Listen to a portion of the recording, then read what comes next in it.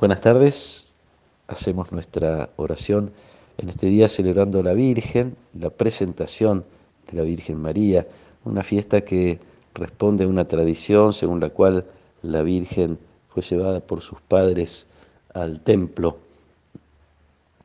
y se quedó allí un tiempo recibiendo educación en las cosas de la religión.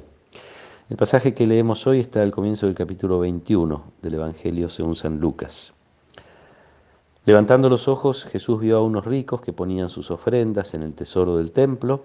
Vio también a una viuda de condición muy humilde que ponía 2 pequeñas monedas de cobre y dijo: les aseguro que esta pobre viuda ha dado más que nadie, porque todos los demás dieron como ofrenda algo de lo que les sobraba, pero ella de su indigencia dio todo lo que tenía para vivir. Palabra del Señor.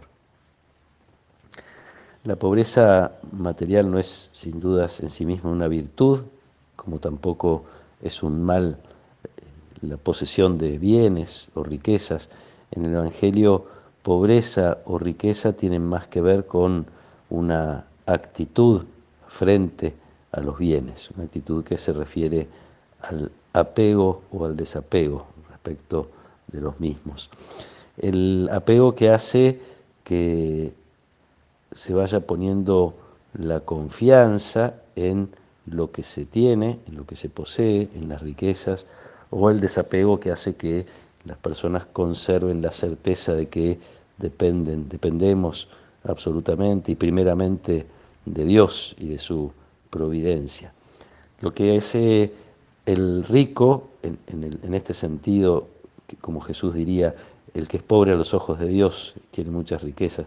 Lo que hace el rico es apoyarse en lo que tiene, cuidar esos bienes que posee, haciendo consciente o inconscientemente, haciendo que estas cosas que son sus posesiones se vayan convirtiendo como en lo más importante de la vida, en lo que más hay que cuidar, aquello por lo cual se realizan a veces sacrificios, casi como si fuera un dios a quien se le ofrece un culto, un sacrificio. Probablemente conocemos tristemente personas que sacrifican su propia salud en función de tener más, sacrifican los tiempos de descanso, de encuentro familiar en función de tener más, sacrifican muchas veces cosas muy importantes como son principios, valores en los que han creído. Me parece que todo pierde, el rico es el que hace que todo pierda en una especie de competencia entre el poseer u otras cosas que se presentan en la vida. Se desdibuja el reinado de Dios. Ayer justamente la imagen que nos presentaba Lucas tenía que ver con la posibilidad de que el reino de Dios entrara en nuestra vida en la medida en que fuéramos capaces de servir, de no pensar en nosotros mismos. Esta tentación de la que era objeto Jesús: si eres el Mesías, sálvate a ti mismo. Este camino del Evangelio que nos invita a no estar pensando siempre en salvarnos a nosotros mismos. Un peligro que fue advertido muchas veces, si bien en la Biblia, sobre todo en el Antiguo Testamento, las riquezas son un signo de la bendición de Dios, sin embargo también hay advertencias respecto de lo que el Antiguo Testamento llama los malos ricos, aquellos que terminan haciendo que los bienes se refieran solamente a sí mismos. Los bienes no tienen otra salida, otra alternativa más que ser dirigidos al propio bienestar. Esto obviamente aparta a las personas de Dios y apartándonos de Dios también nos vamos como olvidando de los demás y en el fondo deja en una profunda soledad. Yo diría que la riqueza, los que no son ricos a los ojos de Dios y tienen muchos bienes, no se trata solamente de un problema, uno diría, moral o religioso, en cuanto no se cumple con lo que Jesús propone, con los caminos que el Evangelio nos abrió, es un problema humano en el cual podemos terminar despreciando nuestra dignidad, nos convertimos en consumidores de cosas pasajeras.